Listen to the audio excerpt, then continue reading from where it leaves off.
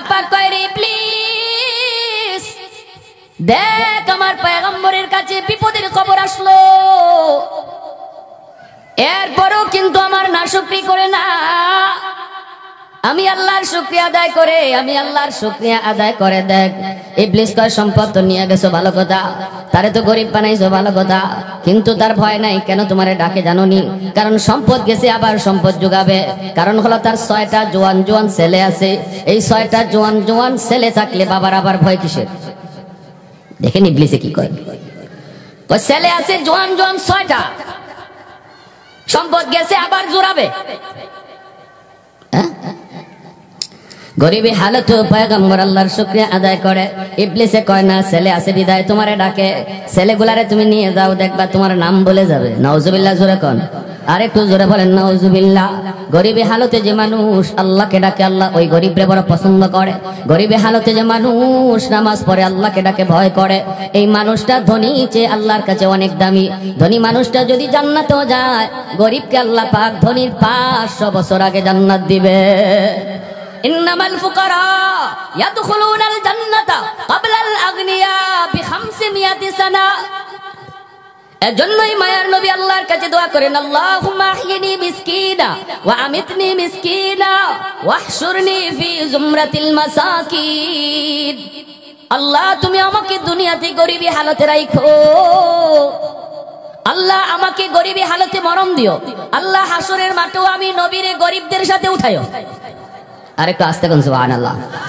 মায়ার নবী দয়ার নবী কেমন দোয়া করছেন চিন্তা করেন, কেমন দোয়া করছেন চিন্তা করেন। ধনীর আল্লাহ পরীক্ষায় ফেলায় ধন দিয়া, গরিব আল্লাহ পরীক্ষায় ফেলায় অভাব দিয়া। ধনীর পরীক্ষা গরিবের চেয়ে কঠিন।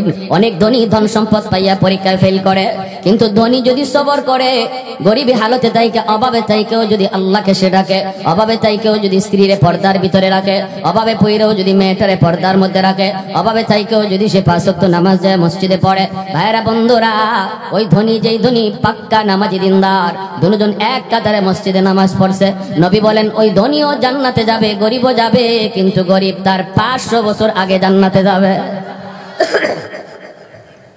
ভাইরা আমার, আব্দুল্লাহ ইবনে মাসউদ রাদিয়াল্লাহু তাআলা আনহু গরিব সাহাবী। ধনী সাহাবীদের ভিতরে উসমান গনি রাদিয়াল্লাহু তাআলা আনহু অনেক ধনী একজন সাহাবী। উসমান গনি রাদিয়াল্লাহু তাআলা আনহু মায়ার নবীর জামাই, আল্লাহর নবীর মেয়ের জামাই হলেন উসমান গনি রাদিয়াল্লাহু তাআলা আনহু। মদিনায় ধন দৌলতের যার কোনো অভাব নাই। উসমান গনি রাদিয়াল্লাহু তাআলা আনহু তিনি বলেন, নবী গো, আমারে আল্লাহ ধন দিছে, দৌলত দিছে, আমি তো হালাল পথে কামাই করেছি, আমি তো হারাম পথে যাই নাই, সম্পদ তো আমি হালাল পথে ব্যয় করি, আমি তো হারামের দ্বারে কাছেও যাই না। ওগো নবীজি, আমিও কি 500 বছর পরে জান্নাতে যাইমু? ধন হওয়ার কারণে, দৌলত হওয়ার কারণে। আল্লাহর নবী রহমতের নবী বলেন, উসমান তুমি আমার মেয়ের জামাতা হতে পারো, আশারে মুবাশশারার সদস্য হতে পারো, দুনিয়ার থাকতেই জান্নাতের সার্টিফিকেট তুমি পাইছো, কিন্তু আমি নবী যা বলছি নিজের থেকে বলি না, আমার আল্লাহ যা বলছেন আমি তাই বলি। তুমি ধন দৌলত থাকার কারণে তোমার সাহায্য পাইয়া যে গরিবরা চলছে, এরাও তোমার 500 বছর আগে জান্নাতে যাইব। উসমান গনি কই, ইয়া রাসূলুল্লাহ, বুঝে পড়ে না গো নবী, বুঝে পড়ে না, বুঝে পড়ে না। ধন দৌলত তো আমি হারাম পথে কামাই করি নাই, আমি কেন 500 বছর পরে জান্নাতে যাব? আল্লাহ নবী বলেন, উসমান তুমি বুঝো না। না গো নবী, আমি বুঝি না। তাহলে আমার এই ধন দিয়ে কি হইতো আমি যদি জান্নাতেই সবার আগে যেতে না পারি? নবী বলেন, না না, এটা আল্লাহ পাকের ইনসাফ। আল্লাহ পাক রব্বুল আলামিন গরিবদেরকে বলতেছে, গরিবের দল, দুনিয়াতে অভাব দিছে আমি আল্লাহ তোমারে, অভাবে ফেলায় রাখছি আমি ফেলায় রাখছি তোমারে অভাবে, এর ভিতরে তুমি অভাবে কইরা যে সবর করছো, এজন্য পুরস্কার দিমু জান্নাতে। দুনিয়াতে ধনী তোমার যে আরামায়েশে ভোগ করছে 70 বছর 60 বছর বেশি, ঠিক না? হায়াতের জীবন আর কত? 60 70 80 বছর, ঠিক না? ধনী মানুষ তোমার যে আরামায়েশ ভোগ করছে 60 70 বছর বেশি, আর আমি আল্লাহ জান্নাতের আরামায়েশ ভোগ করার ক্ষেত্রে তোমাকে তার 500 বছর আগে পৌঁছাবো।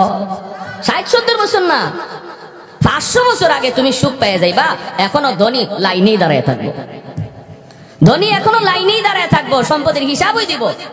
আর গরিব, আল্লাহ বলে তুমি যে সবর করছো, গরিবী হালতো আমারে ডাকছো, গরিবী হালতো হালাল হারাম মান্না চলছো, আমার ভয় করছো, এর পুরস্কারটা আমি দিব হাসরের মাঠে। গরিব থাকবো লাইনে আর তুমি থাকবে জান্নাতে, ধনী থাকবে লাইনে, তুমি থাকবে জান্নাতে। উসমান গনি রাদিয়াল্লাহু তাআলা আনহু কয়, ইয়া রাসূলুল্লাহ, কেন গো নবী বুঝে পড়ে না, বুঝে পড়ে না। আল্লাহ নবী কো, উসমান আমি তাহলে তোমারে বুঝাই বিষয়টা কি ঘটবে হাসরের মাঠে, একটু বুঝাই, উদাহরণ দিয়ে বুঝাই। নবী বলতেছেন, মসজিদে নববীর ভিতরে সাহাবায়ে কেরাম নবীর সামনে বসা। নবী বলেন, উসমান তুমি যখন প্রশ্ন করেছো তুমি নিজেই দাঁড়াও। নবী দাঁড় করাইছেন, দাঁড় করায় বলতেছেন, বলো তো দেখি সকাল থেকে এই পর্যন্ত কি খাইছো? উসমান গনি বলতেছেন, তিনি তো ধনী সাহাবী, ঘুম থেকে ওইটাই বাসি রুটি খাইছি, এরপরে নাস্তার টাইমে নাস্তা করেছি, তারপরে দুপুরবেলা ভুনা গোশত আর রুটি খাইয়া আপনার দরবারে এসেছি। আল্লাহর নবী বলেন, উসমান তুমি যা খাইছো সব 100% হালাল, বিন্দু পরিমাণ কোনো সন্দেহ নাই। কিন্তু মনে রাখো, একদিনের হিসাব চাইছি, তুমি কথা বলছো 3টা। কথা বলছো কয়টা? সকালে ঘুম থেকে উঠে খাইছি এক কথা, নাস্তার সময় নাস্তা করছি আরেক কথা, ঠিক না? দুপুর বেলা ভুনা গোশত রুটি খাইছি আরেক কথা। 3 কথায় টাইম কম লাগছে না বেশি লাগছে? বেশি লাগছে। এবার নবী বলেন, উসমান তুমি এবার বসো। গরিব একজন সাহাবীকে নবী ডাক দিলেন, আমার আব্দুল্লাহ ইবনে মাসউদ তুমি কোথায়? দাঁড়াও। মসজিদের কোণার ভিতরে বসা আছেন আব্দুল্লাহ ইবনে মাসউদ। নবী ডাক দিলেন, আব্দুল্লাহ একটু দাঁড়াও। দাঁড়াইলেন। নবী বলেন, আব্দুল্লাহ আজ সারা দিনে তুমি কি খাইছো একটু হিসাব দাও। আব্দুল্লাহ ইবনে মাসউদ কথা বলেন না, জবাব দেন না। নবী আবার জিজ্ঞেস করেন, আব্দুল্লাহ বলো না সারাদিন আজ তুমি কি খাইছো? বারবার নবী বলার পর আব্দুল্লাহ ইবনে মাসউদ মাথাটা নিচের দিকে, নিচ থেকে উপরে উঠালেন। সাহাবায়ে কেরাম নবী সহ দেখতেছেন আব্দুল্লাহর চোখ থেকে পানি ঝরে, তিনি কান্দেন কান্দেন আর বলেন, নবী গো আপনি যদি আমাকে জিজ্ঞেস না করতেন আমি কারো কাছে বলতাম না গো নবী। ও গো নবী, আমার পেটে পাথর বাঁধা, আজ সারাদিন না, একদিন না, 3 দিনও আমার পেটে কিছু জুটে নাই। আল্লাহ নবী বলেন, উসমান একদিনের হিসাব চাইছি মাত্র আমি নবী, তুমি কইছো 3 কথা, টাইম লাগছে বেশি। আর আমার আব্দুল্লাহ এক কথায় জবাব দিয়ে দিছে, কিছুই খাই নাই, টাইম লাগছে কম। হাসরের ময়দানে আল্লাহ পাক সবাইকে বলবে, জীবনের হিসাব দাও। মিম্মালিহি মিন আইনা ইকতাসাবাহু ওয়া ফিমা আনফাকা, সম্পদ কোন পথে কামাই করেছো, কোন পথে ব্যয় করেছো। ধনী গরিব সবাইকে আল্লাহ ডাক দিবে হাসরের মাঠে, আর বলবে জীবনের হিসাব দাও, সম্পদের হিসাব দাও। না দিয়া কেউ এক কদম আমি আল্লাহর সামনে বাড়তে পারবা না, একটা কদমও দিতে পারবা না। ওই দিন তুমি উসমান আল্লাহর সামনে দাঁড়াইবা হিসাব দেওয়ার জন্য। আল্লাহ পাক রব্বুল আলামিন তোমার হিসাব নিবে। সম্পদ তুমি হালাল পথে কামাই করেছো, তুমি হিসাব দিতেছ, সব হিসাবই তোমার ঠিক, কিন্তু সম্পদ বেশি হওয়ায় টাইম লাগবে বেশি। পিছনের দিকে আল্লাহ কুদরতি নজর দিয়া দেখব, আব্দুল্লাহর মতো গরিব সাহাবী লাইনে দাঁড়ায় আছে, যার সম্পদ কম, হিসাবে টাইম লাগবে কম।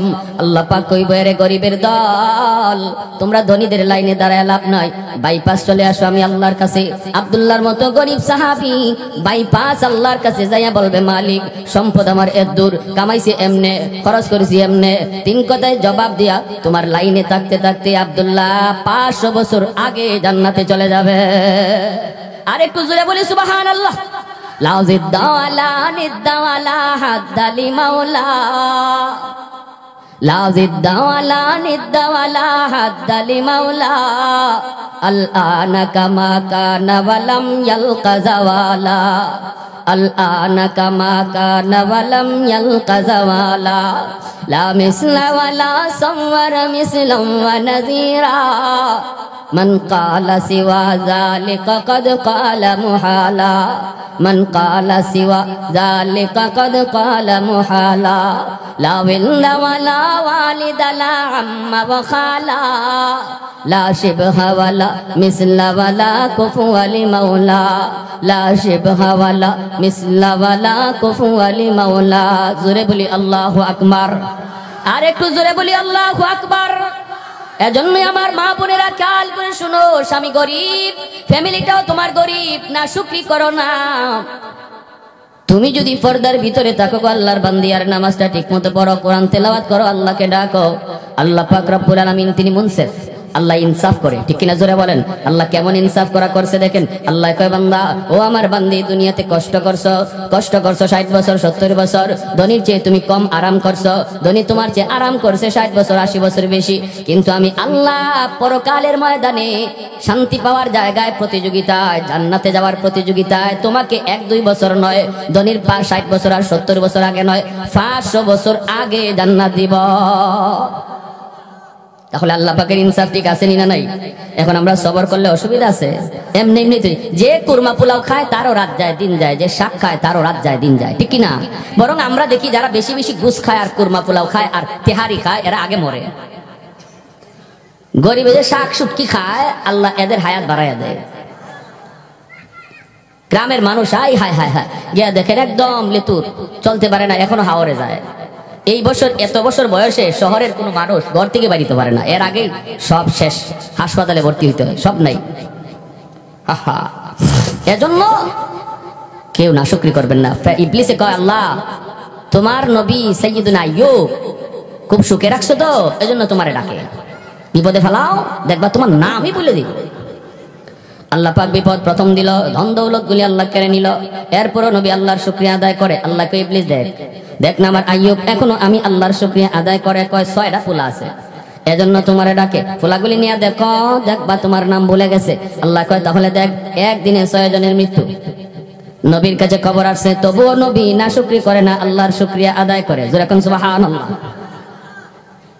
وَلَنَبْلُوَنَّكُمْ بِشَيْءٍ مِّنَ الْخَوْفِ وَالْجُوعِ وَنَقْصٍ مِّنَ الْأَمْوَالِ وَالْأَنفُسِ وَالثَّمَرَاتِ وَبَشِّرِ الصَّابِرِينَ।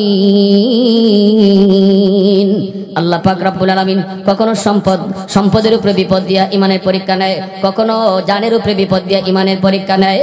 যে মানুষটা এই বিপদের সময় সবর করে, আল্লাহ বলতেছেন বাশশিরিস সাবিরিন, ধৈর্যকারীদের, সবরকারীদের সুসংবাদ দাও। কিসের সুসংবাদ? জান্নাতের সুসংবাদ। বলে ধনীর সমানে সমানে কয় না, সুসংবাদ দাও, নবী শুনাইছে 500 বছর আগে জান্নাতে যাওয়ার সুসংবাদ।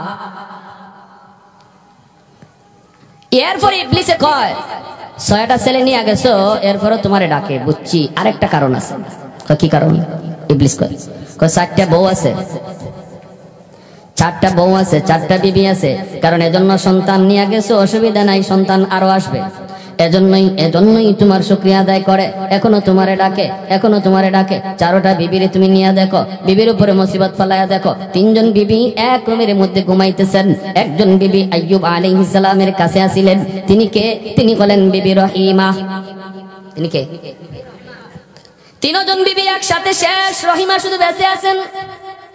এরপরও নবী আল্লাহর শুকরিয়া আদায় করে, না শুকরি করে না, হাই হুদাস করে না, এমন কথা বলে না, মালিক আমারে তুমি পাইছো কি?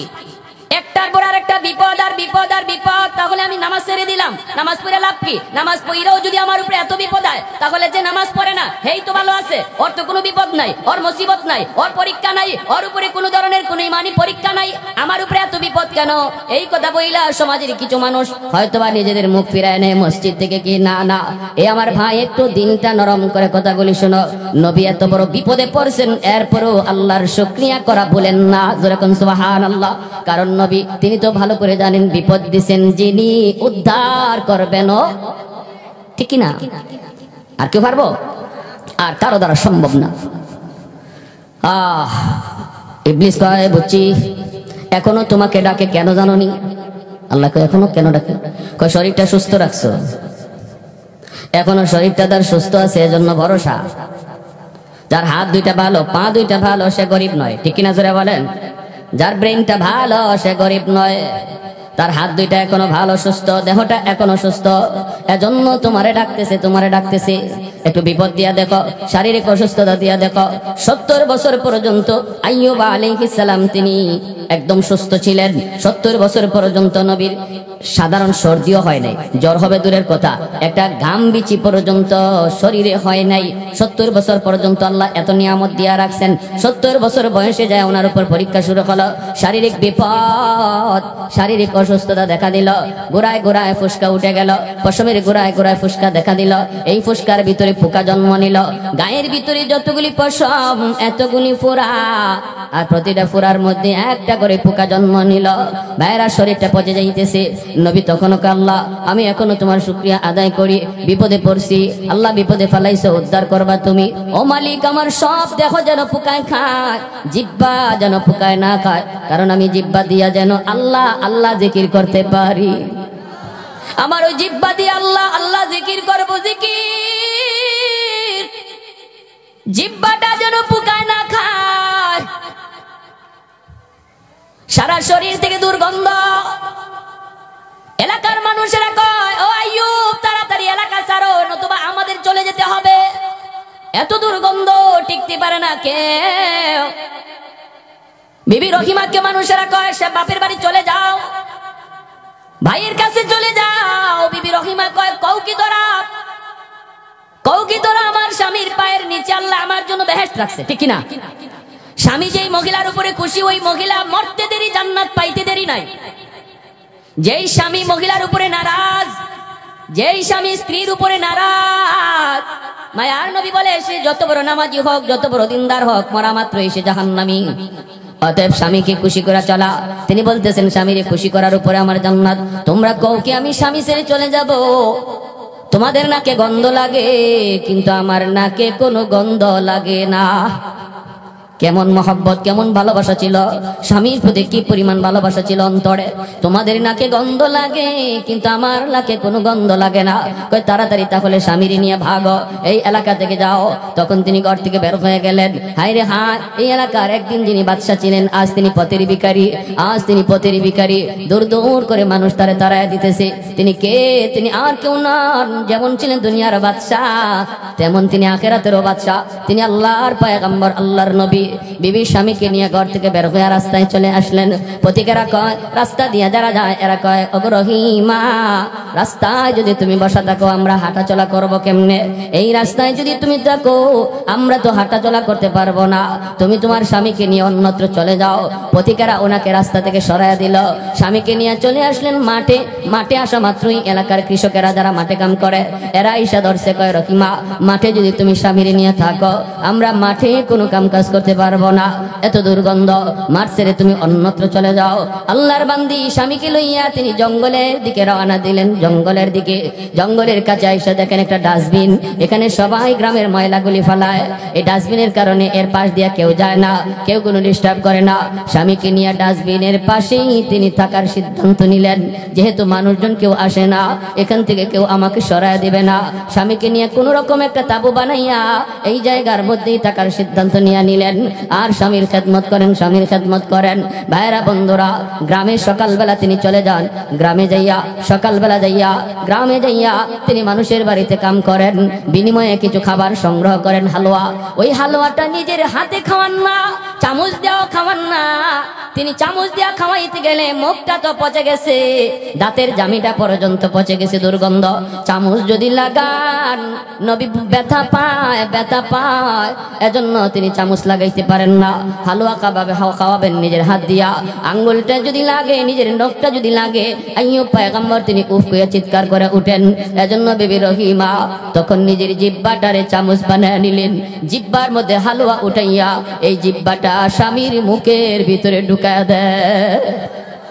একটু জোরে কন্যা সুবহানাল্লাহ। এই আমার এলাকার মা বোনেরা খেয়াল করে শোনো গো, আল্লাহর বান্দি, দিলটা একটু নরম করে কথাগুলি শোনো। কি পরিমাণ স্বামীর প্রতি ভক্তি ছিল, কি পরিমাণ স্বামীর প্রতি ভালোবাসা ছিল, কি পরিমাণ মহব্বত। নিজের জিহ্বাটারে স্বামীর মুখের ভিতরে ঢুকায়া তিনি চামচ বানাইছেন, যেন নবী ব্যথা না পায়, আহ ও শব্দ যেন করতে না হয়। এইভাবে তিনি খাওয়ান, এইভাবেই খাওয়ান। আমার ভাইরা বন্ধুরা, একদিন জিহ্বাটা ঢুকাইছেন আর একটা পোকায় ওনার জিহ্বার মাঝে কামড় মারছে। জিহ্বার মাঝে যেই মাত্র কামড় দিল, সাথে সাথে বিবি রহিমা চিৎকার দিয়া যন্ত্রণায় বেহুশ হয়ে গেলেন, মাটিতে পড়ে গেলেন। এরপরে একটু পরে হুঁশ ফিরলে পরে তিনি কান্দেন আর বলেন, স্বামী গো, একটা পোকার কামড় আমি সইতে পারলাম না, একটা পোকার কামড় আমি সইতে সইতে পারলাম না। আজ এতটা বছর 13টা বছর হয়ে গেল, কেমন করে আপনি এতগুলি পোকার কামড় সইতেছেন? কেমন করে সইতেছেন একটু আল্লাহর কাছে বলুন, আল্লাহ যেন আপনাকে সুস্থ করে দেয়। নবী তখন কয়, রহিমা তুমি মনে হয় অধৈর্য হয়ে গেছ, তুমি মনে হয় অধৈর্য হয়ে গেছ। আমি আমার মালিকের কাছে এমন দোয়া করতে পারি না, পারি না, পারি না। কারণ হলো 70 বছর আল্লাহ আমারে সুস্থ রাখছে, অসুস্থ বানাইছে মাত্র 13 বছর, এখনো 70 বছর হয় নাই। আল্লাহ যদি আমার এই জায়গায় আইয়ুব 70টা বছর আমি আল্লাহ সুস্থ রাখলাম, বিন্দু পরিমাণ কোনো অসুস্থতা দেই নাই, আর এখন অসুস্থ অবস্থায় মাত্র 13 বছর গেল, 70 বছরের সমানে সমানে হয় নাই, এখনই বুঝি তুমি অধৈর্য হয়ে গেছো। আমি কি জবাব দিব গো রহিমা? অতএব তুমি আমাকে এমন দোয়া করতে বইল না, আমার মালিক সব তিনি দেখতেছেন, দেখতেছেন। তোমার যদি কষ্ট লাগে চলে যাও, আমার আরো 3 জন বিবি ছিল, তুমি যদি ওদের সাথে রাতে ঘুমাইতা তাহলে তুমিও তো মারা যাইতা। তুমি চলে যেতে পারো, তবু এমন দোয়া আমি করতে পারবো না। বিবি রহিমা জাবরায় আসামিকে বুকে জড়ায় কান্দে আর কই, স্বামী গো ভুল হয়ে গেছে, মাফ করে দেন, আমি এমন ভুল হয়ে গেছে, আমি ভুল করে ফেলেছি, আর এমন কথা বলবো না, আর এমন কথা বলবো না। মানুষের বাড়িতে যায় তিনি কাম করেন, একদিন তিনি কাম করতে করতে কাম খুঁজতে খুঁজতে কোনো কাজ পান না, কেউ ওনাকে কাজ দেয় না। স্বামীর জন্য খাবার কেমন করে সংগ্রহ করবেন? একজন ইহুদি মহিলার বাড়িতে গেলেন, যাইয়া মহিলাকে ডাক দিয়া বলতেছেন, চাচি কিছু দিবানি? মহিলা কয়, আমি ফাও ফাও মাগনা দেই না, আমাকে বিনিময় দিতে হয়। বিবি রহিমা কয়, ও চাচি কি দিব? কিছুই তো নাই, কিছুই তো আমার কাছে নাই। আমার একটা অসুস্থ স্বামী জঙ্গলে পড়ে আছে, তারে খাওয়ানোর জন্য একটু কিছু চাই। মহিলায় কয়, না না, বদলা দেওয়ার মতো যদি কিছু থাকে দাও, নতুবা আমি দিব না।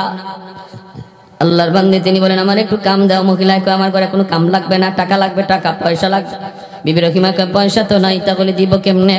এমনি ইহুদি মহিলা কয়, তোমার চুলটা অনেক লম্বা, তোমার চুলটা অনেক লম্বা, আমাকে কিছু চুল কাইটা দেয়া দাও, তাহলে আমি তোমাকে কিছু দেব।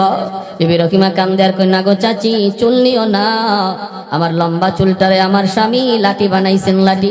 যখনই তিনি এই বসা থেকে মাটিতে শোয়া থেকে উঠতে চান হাজত সারার জন্য, আমার চুলে টান দিয়া আমার স্বামী তিনি দাঁড়ান। জোরে কোন সুবহান। লম্বা চুলটা যদি কেটে দেয় আমার স্বামী দাঁড়াবে কেমন করে? দাঁড়াবে কেমন করে? মহিলায় কয়, তাহলে দেওয়ার কিছুই নাই, যাও তুমি বিদায় হও। এক পর্যায়ে তিনি স্বামীর কথা ভেবে কিছু চুল দিয়া দিলেন, নাও কিছু চুল নিয়ে যাও, তবু আমার স্বামীর এখানে খাওয়াইতে হবে। আমার স্বামী জানতেন কোন স্বামী নন, ইনি আল্লাহর পয়গম্বর। মহিলায় কয়েক চুল দাও, চুল দিয়ে দিলেন। এইদিকে ইবলিস এটারে সুযোগ পেয়ে গেছে। ইবলিস আইয়ুব আলাইহিস সালামের কাছে মানুষের সুরত ধরে আইসা কয়, ও আইয়ুব, তোমার বিবি তোমার স্ত্রী রহিমা তোমার জন্য খানা আনে, কেমনে তুমি জানো নি? বলে কেমনে? কয় চুরি করে আনে, মানুষের বাড়িতে চুরি করে তোমার জন্য খানার ব্যবস্থা করে। আইয়ুব নবী কয়, কও কি তুমি? তুমি কেডা? কয় আমি গ্রামেরই একজন মানুষ। ইবলিস কয়, আমি গ্রামেরই মানুষ। আইয়ুব নবী বলে, আমার বিশ্বাস হয় না, আমার স্ত্রী এমন কাজ করবে না, চুরি কইরা এনে আমাকে খাওয়াবে না। শয়তান ইবলিস কয়, যদি বিশ্বাস না হয় আসার পরে চুল দেখো। আজকে এক বাড়িতে চুরি করতে গেছিল, তারে দইরা চুল কাইটা দিছে। নাউজুবিল্লাহ। ইবলিস সত্য বলছে না মিথ্যা বলছে? আর একটু জোরে কোন সত্য না মিথ্যা? আইয়ুব আলাইহিস সালাম চিন্তায় পড়ে গেলেন, টেনশনে পড়ে গেলেন, আর কান্দেন, ও মালিক, আমি তো এমন খানা চাই না যেই খানা হারাম পন্থায় আনা হয়। ভালো করে শুনবেন মা বোনেরা, আপনারাও খেয়াল করে শুনেন, যেই ঘরে হারাম ঢুকে এই ঘরে আরাম থাকে না। আওয়াজ আসতে কেন? যেই ঘরে হারাম ঢুকে এই ঘরে আরাম থাকে না। স্বামী স্ত্রীর ভিতরে ভালোবাসা থাকে না, ভাইয়ে ভাইয়ে দ্বন্দ্ব থাকে, বাপ বেটার মধ্যে মিল হয় না, কারণ হারামের এটা বদ আসর। যে মানুষটা সুদ খায়, যে মানুষটা গান গায়, যে মানুষটা আরেকজনের টাকা জোর করে নিয়ে আসে, এরকম ভাবে অবৈধ পন্থায় যে টাকা কামাই করে, অবৈধ পন্থায় যে টাকা কামাই করে, সংসার লালন পালন করে, এই সন্তান কোনোদিন মা ভক্ত হয় না, বাবা ভক্ত হয় না। বড় হওয়ার পর বাবার সাথে বেয়াদবি করে, মার সাথে বেয়াদবি করে, এটা হারামের বদ আসর। যেই সন্তান আপনি পালতেছেন রক্ত পানি কইরা, ঘুষের টাকা আইনা, সুদের টাকা আইনা, যেই সন্তান আপনি পালতেছেন, এই সন্তানই আপনার কাল হয়ে দাঁড়াবে, এই সন্তানই আপনার দুশ্মন হয়ে দাঁড়াবে, কারণ এটা হারামের বদাসর, হারামের বদাসর। এজন্য ভাইরা সাবধান, হারাম টাকা ঘরে ঢুকাবেন না। হারাম টাকা যে ঘরে ঢুকায় সমস্ত হিসাব আল্লাহ তার কাছ থেকে নেয়। হারাম টাকা ঘরে যে ঢুকায় সব হিসাব তার কাছ থেকে নেয়, বাকিরা হিসাব দিতে হয় না। স্ত্রী হিসাব দিবে না, সন্তানের হিসাব দিবে না, ভাইয়ের হিসাব দিবে না, মায়ের হিসাব দিবে না, বাবার হিসাব দিবে না। হিসাব দিবেন শুধু আপনি একা। আল্লাহ বলবে বান্দারে বল, এক পাতিল ভাত রান্না করা হয়েছিল তোর সুদের টাকায়, এক পাতিল ভাত রান্না করা হয়েছিল তোর ঘুষের টাকায়, এক পাতিল ভাত রান্না করা হয়েছিল তোর হারাম টাকায়। এই এক পাতিল ভাত তুই খাস নাই, খেয়েছে 10 জন, কিন্তু আমি আল্লাহ 10 জনের ভিতরে 9 জনকে আমি জিগাবো না, হিসাব দিবে তুই একা। খাইছে 10 জনে, হিসাব দিবে একা। ঘর বানাইছে একটা বড় ঘর, এক রুমের ভিতরে থাকে আমি, বাকি 3-4 রুমের মধ্যে থাকে ভাই বোন মা বাবা, কিন্তু আল্লাহ পাক ওদের কাছ থেকে ঘরের হিসাব নিবে না, পুরা ঘরের হিসাবটা নিবে একজনের কাছ থেকে। থাকলাম আমি এক রুমে, হিসাব দিব 10 রুমের। খাইলাম আমি 1 প্লেট, হিসাব দিব 10 প্লেটের। এতটুকু বুঝার পরেও যে মানুষটা একা একা হারাম টাকা ঘরে ঢুকাইতেছে, এই মানুষটা বুদ্ধিমান নাকি বোকা? আর একটু জোরে এখন, বুদ্ধিমান না বোকা? খাইছে যখন সবে, হিসাব দেখ সবে, তাহলে তো মান্য নেওয়া যায়, ঠিক না? ঘর বানাইছে, থাকলো 10 জন, আমি হিসাব দিব কেন একা? কি ভাই, যুক্তি আসেনি না নাই? হ্যাঁ, ছোট ভাই মাদ্রাসায় পড়ে, বড় ভাই সুদ খায়। মানে রাখবেন, সুদ, সুদকুর কারা? 4 দল সুদকুর। যে সুদে টাকা লাগায় এও সুদকুর, যে সুদে টাকা আনে এও সুদকুর, যে সুদের সাক্ষী থাকে হেও সুদকুর, যে সুদের লেনদেন লেখে এও সুদকুর। কুল্লুহুম সাওয়া, 4 জন আসামি এবং 4 জন আল্লাহর আদালতে সুদকুর হিসেবে দাঁড়াবে। বলে সুদকুর যে টাকা লাগাইছে, সুদে ব্যবসা করছে, এই তো খালি সুদকুর হওয়ার কথা না। মায়ার নবী বলেন, লানা রাসূলুল্লাহ সাল্লাল্লাহু আলাইহি ওয়াসাল্লাম আকিলার রিবা ওয়া মুকিলাহু ওয়া কাতিবাহু ওয়া শাহিদাইহি। 4 জন। অতএব বিপদে পড়ে, অভাবে পড়ছি, সমস্যায় পড়ছি, এই সুদকুরের কাছ থেকে টাকা নিয়ে আসলাম, আল্লাহর কাছে মাফ পাওয়ার কোনো সুযোগ নাই যে আল্লাহ আমি অভাবে পড়ে গেছিলাম, বিপদে পড়ে গেছিলাম, এজন্য সুদকুরের কাছে গেছি। না, চাইতে থাকো আল্লাহর কাছে, আল্লাহ তুমি সমস্যা সমাধান করো, তবু আমি সুদকুরের কাছে যাব না। এত নিকৃষ্ট আল্লাহর কাছে সুদকুর, যে সুদে টাকা লাগায়, যে সুদে ব্যবসা করে, আল্লাহর কাছে এত না পছন্দ। আগেকার যুগে আমাদের দাদাদের আমলে শুনছি, গরু যে হাল বায়, হাল চাষ করে, হাল চাষ করতে গিয়ে গরুর এই জায়গার মধ্যে একটা কি হয়ে যায়, গর্ত, হ্যাঁ, গা হয়ে যায়, গা হইলে পোকা জন্ম নেয়, ঠিক না? তো ওই যুগে এরকম করতো যে ওই এলাকার মার্কা মারা সুদকুরের নাম কাগজে লেখা গরুর গলার মধ্যে লটকায় দিলে পোকাগুলি জর্জরায় মাটি পড়ে যেত। মানে পোকায়ও সুদকুরে ঘৃণা করে।